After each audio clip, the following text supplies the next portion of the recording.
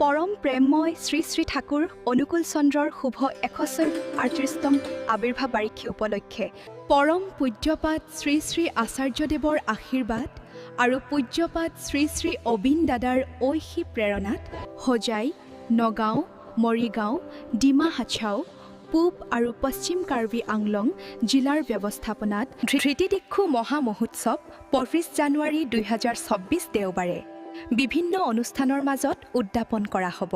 এই মহোৎসৱত আহক সকলোৱে মিলি যোগদান কৰোঁ আৰু পৰম আশীষ লাভ কৰোঁ। জয় গুৰু।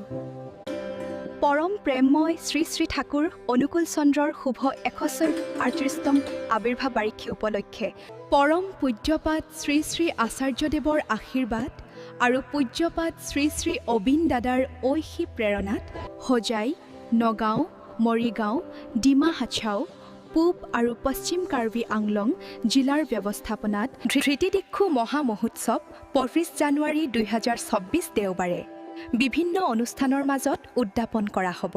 এই মহোৎসৱত আহক সকলোৱে মিলি যোগদান কৰোঁ আৰু পৰম আশীষ লাভ কৰোঁ। জয় গুৰু।